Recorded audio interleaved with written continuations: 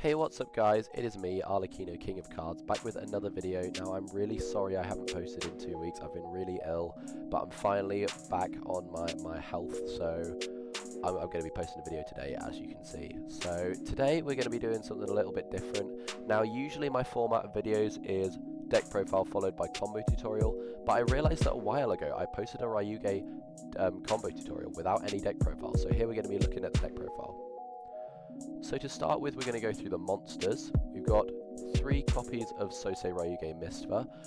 Super standard, it's the main searcher for the Ryu-ge deck, but also one of the main interrupts due to the fact that it takes all the effects from these 3 over here.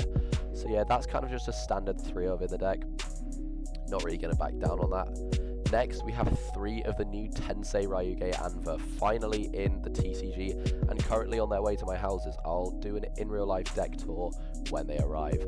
But this card is brilliant. It's protection for all your spell effects, basically, which is why it's so strong and why you need to be running 3 of this card.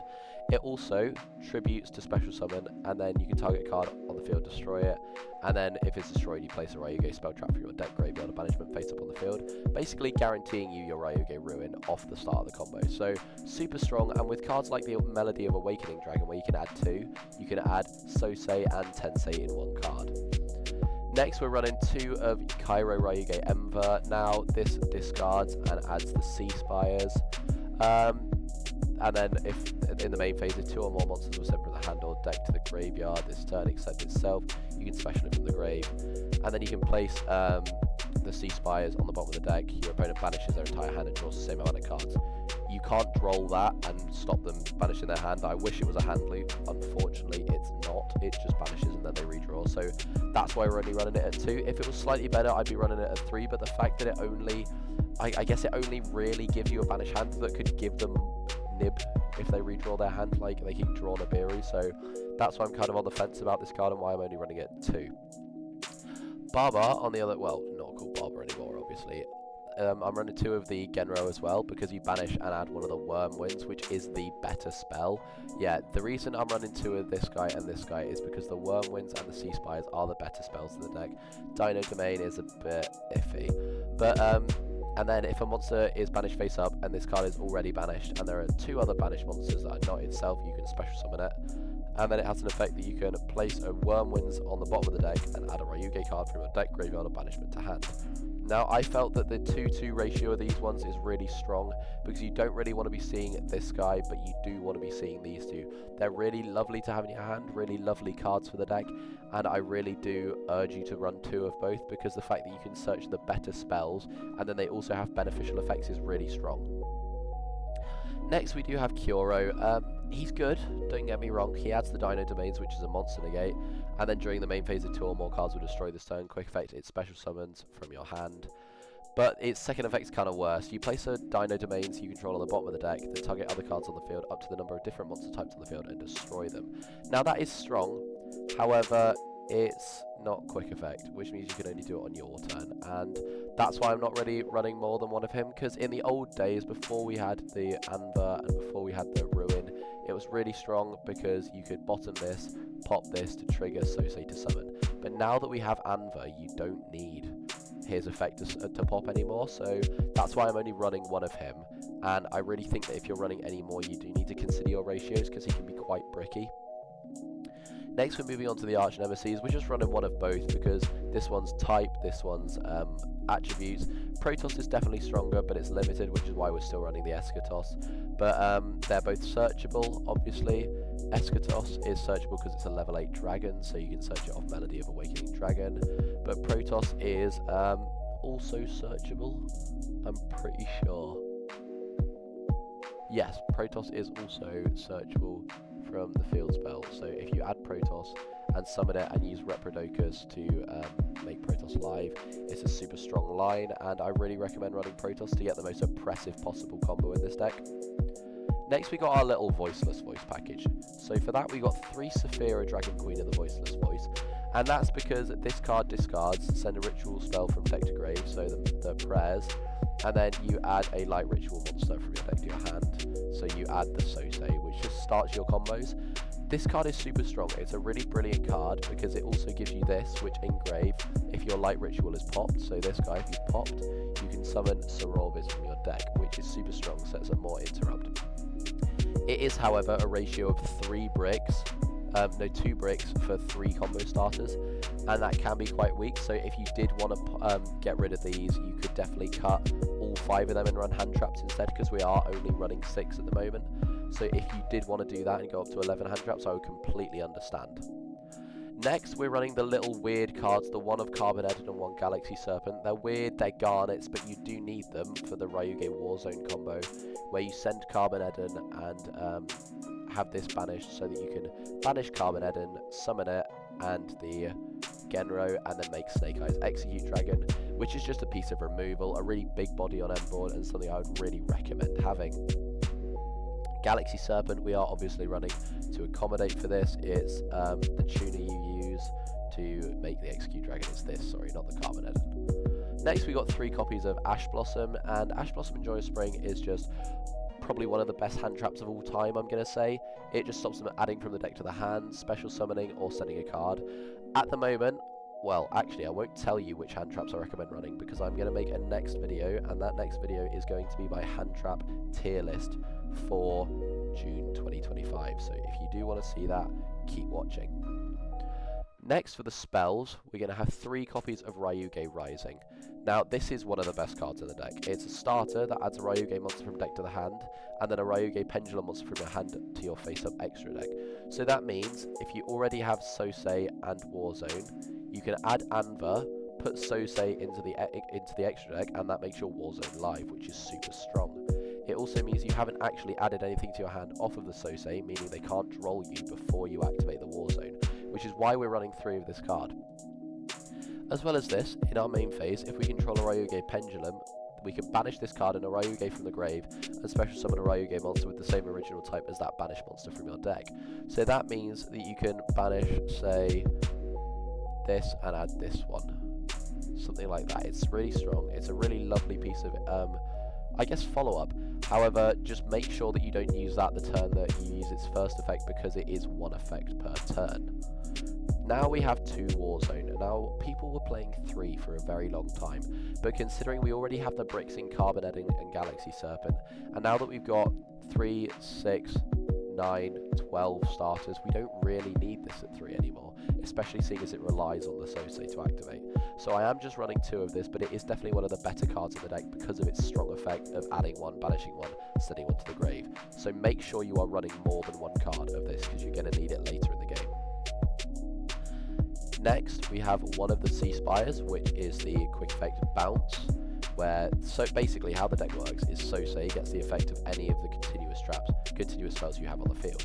So, this one bottoms itself and then bounces, this one bottoms itself and negates, and this one bottoms itself and makes an attack 0. This one's also really good, however, as Ryu-ge monsters we control cannot be destroyed by battle, so it's a piece of protection. This one gives Ryu-ge monsters 300 extra attack, which is kind of not the best effect, but the Wormwinds, the reason we're running 2 of that is because Wormwinds gives us a D-Fisher effect. Any monster that's sent from the field to the graveyard during your opponent's turn is banished instead, which is super strong and a brilliant piece of end board. We really want to see this card on our end board, which is why it's the only one we're running 2 of, because of how powerful it is and the absolute board it sets up for us. So I would definitely not recommend, you have to run 2 of this card. Next, we have 3 Melody of Awakening Dragon. As I said, super standard, you discard a card, add 2 dragon monsters from your deck to your hand, with 3,000 or more attack and 2,500 or more less defense from your deck to your hand. So that's Eschatos, Sosei, and Tensei. Now, I don't want to give you any illusions. It is you do go net 0, you discard a card and you use it to add the 2, so that's kind of annoying, but it's a necessary card you need in your deck, and you need to run it at 3 as it's one of the best starters. Next we have Prayers of the Voiceless Voice, which is a ritual spell. You're not going to be using it. I mean, you could use it to hard make Sorovis, I guess, but really you're using it to summon these Sorovis from the deck off its second effect when a light is destroyed by battle. Next, or battle card effect, I mean. Next, we've got Ryu-ge Ruin. So, your opponent cannot target Ryu-ge monsters you control with card effects. Super strong against, what's it called? Ryu-ge Detonator. That's the card. I have my mind blank there. And then, if a Ryu-ge Pendulum monster is in your field or face-up extra deck, you can shuffle 2 Ryu-ge monsters from your hand, graveyard, and/or banishment into the main deck, target 1 monster on the field, and destroy it. That is so strong. It recycles your Ryu-ge monsters for you, which is one of the big problems the deck had, was that you were running out of Ryu-ge monsters by turn 3. But it recycles them for you, and then also gives you a pop. That's also not the only effect. If it's destroyed, you can set a non-continuous Ryu-ge trap for your deck, graveyard, or banishment, which is why we're running the one of Rivalry, where you special summon a Ryu-ge monster from your hand, deck, or grave, but return it to the hand during the end phase. Now you can use that to summon the Tensei and get the on-summon pop. You can use it to summon the Kyoro and give yourself nothing. Yeah, none of them really do anything except Tensei. You use it for a pop. That's why you use that card. As well as this, it's returned to the hand during the end phase, but then you can also banish this card from your grave, target Ryu-ge continuous spell in your banishment, graveyard, or field, place it on the bottom of the deck, and draw a card. Which means that anything you send, so say this is popped, or that's popped, or that's popped, you can use Rivalry to recycle it and get a draw, which is super strong. Finally, for the main deck, we have 3 copies of Infinite Impermanence, which is one of the stronger hand traps in the game at the moment because of the fact that you can use it on your turn as well as your opponent's. So I would strongly urge you running 3 of that. But other hand traps you could run are Droll. I might recommend Chaos Hunter, seeing a bit less of that now, but that's also a strong card. But Imperm and Ash are the musts. Without further ado, let's move on to the extra deck. First, we have a copy of Snake Eyes Execute Dragon. Snake Eyes Vengeance Dragon, my bad. I hadn't read the TCG name yet. And during the main phase, you can target a face-up monster on the field or in either graveyard, place it face-up in its owner's spell and trap zone as a continuous spell.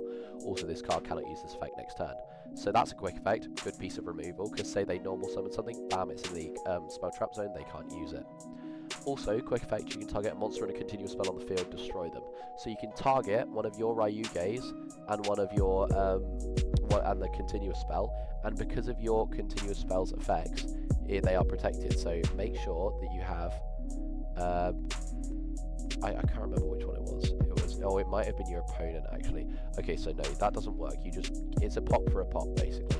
But it's super strong, and I really recommend running that, because the reason it's good in this deck is you can either target their continuous spell and your Ryu-ge monster, pop, or you can target your continuous spells and their monster and pop them, and then you can use Rivalry to recycle the one that you popped. So that's probably the strongest application in this card, and why I would recommend running it. Just going to move that there. Next, we're running 1 Super Dreadnought Rail Cannon Gustav Max. It's just burn, it's 2000 burn damage, and you use it making any of your level 10s. And then this goes straight into Juggernaut Libe. This is an old combo, everyone knows about this. Once per turn, you detach a material from this card, gains 2000 attack and defense. Also, for the rest of this turn, you can only declare an attack with this card. During each battle phase, this card can make attack on monsters up to the number of exceeds materials it has +1. So that gives this card 4 attacks on a high body monster, and it also gains 2000 attack and defense. This is basically a walkover, basically your confirmed OTK every time, which is why these cards are so amazing, and why I might even recommend cutting the Gangarodai and the Pain Gainer to run them. Next, we have Pain Gainer, like I said. You can summon it by using a rank 10 Dark Exceeds monster you control, and it gains defense equal to the combined ranks of all Exceeds monsters you control times 200. While it has Exceeds, each time your opponent activates a spell trap, inflicts 600 damage to them immediately after it resolves. Then once per turn, you can detach an Exceeds material, destroy all face-up monsters your opponent controls, with defense less than or equal to this card. There's a lot there. There's board wiping at the end of the turn, not at the end of the turn, at the end of the card. There's a Tax Dragon, and there's a generic big body that you can summon. So it's a really strong card that I would recommend running. You could also look at 7 Deadly Sins, I think it is, that you can summon. Might not be, don't take my word for that, but Pain Gainer is honestly quite an underrated card that I really recommend running. And look at him, he's a little watermelon spider, why wouldn't you want to run him? Next we have Gangarodai, which is just a generic target destruction and inflict 1000 damage, however it can't attack the turn you activate this effect. This card's definitely one of the less good cards, but I'm running it for nostalgia's sake. Card's been around for ages, I really love the artwork, you gotta run it. Next we have Varudras, probably the most well-known card on this list. It's just an Omni Negate when your opponent activates a card or effect, and then you can detach a second material to pop. And then if it attacks while it has material, you can destroy a card on the field. If it's destroyed, you can destroy a card on the field. There's a lot of popping with Varudras. There's an Omni Negate with Varudras. Why wouldn't you run Varudras? Next we got Testina, the Divinity that defies darkness. Bit of a mouthful there to say, but a card that a lot of people don't expect, but that I really recommend running. Read the first line, that's the only line that matters on this card. If this card is special summoned, you can send all face down cards your opponent controls to the graveyard. So basically, if you're playing against a trap deck, Divinity that defies darkness, and they either have to activate everything or lose all their back row. A super strong card that I really would recommend. I don't see why you wouldn't be running this. I know it's a Testina card, and Testina has a lot of hate, even if I love my Testinas. Look, there they are, Testinas right there. But I really do recommend running this card because of how helpful it is. Next we have our Link monsters. We've got Underworld Goddess, brilliant piece of removal, 4 monsters plus your opponent's monster, and get rid of it. It's super strong. I really love this card. It's proven time and time again how effective it is. It's also a tower, and then as a quick effect negate a special summon, so I do recommend this card. I don't see why you wouldn't run it. Maybe even Moon of the Closed Heaven in this deck. Probably should have selected that, but oh well. Next we got Access Code, uses Link monsters, and then beats over your opponent. I don't think I need to explain this card, it's one that everyone knows. Finally we have World Gears of Theological Demiurgy. So it's 3 level 5 or higher monsters, which our deck does not struggle with. It's unaffected by other monsters' effects. That's 3,500 attack on a Link 3, so it's a big body. And then during your main phase, if you control it, it was using 3 monsters that had 3 different types of attributes on the field, you could destroy all other cards on the field. And then if your opponent special summons a monster from the extra deck, you can special summon a World Legacy monster. We're not going to use that, obviously. We're using this because you use any 3 monsters you control, blow up their board. If this card is unaffected, so they can't really negate it or stop it, and then you have a 3,500 walkover on a Link 3 that is super easy to summon in this deck. You need to be running this card. Next, we have the generic interruption of removal of Unicorn and Phoenix, which everyone knows. Unicorn, if it's Link Summon, discard, target shuffle into the deck, and then if it was co-link, draw a card. Phoenix, discard, target spell trap, destroy, and then if it's co-link, draw a card. Both brilliant cards that I would recommend running. I really do like the Nightmares. They've been around since I started playing the game, and they're so strong now. They're as strong now as they were back then, so keep running them. Next we have SP Little Knight. I don't think I need to describe what this does. If your combos get completely stopped and you can't make Reprodokas, make SP. SP is always your best choice. Next, like I just said, Reprodokas. This activates our Protoss and Eschatos lines. If you don't understand what I mean by that, do go and watch my combo video. I explain everything there, but Reprodokas is an absolute need, even if it's an 800 attack Link too. Finally, we have IP Masquerader. During our opponent's main phase, immediately after it resolves, you Link Summon using monsters you control, which means you can make it go into SP in your opponent's turn, and that gives you SP's on summon banish rather than hard summoning SP on your turn and losing that banish effect. So you absolutely need to be running all of these cards, I think. Maybe Pain Gainer and Gingaradai can go, and maybe the Saphira package can go, but I really like it. It's super consistent. Out of every 20 hands I do, only 2 of them brick because of this package. This package saves my ass. Now, we do have, obviously, this amazing extra deck. If you want to cut some of the access code, Underworld Goddess, I see what you mean, but also, I think I would recommend still running them. Like I said, brilliant removal. But that is all for today's video, guys. Thank you so much for watching. Like I said, so sorry I haven't filmed in 2 weeks, but you will be getting a hand trap tier list and then a meta tier list over the next 2 weeks from me.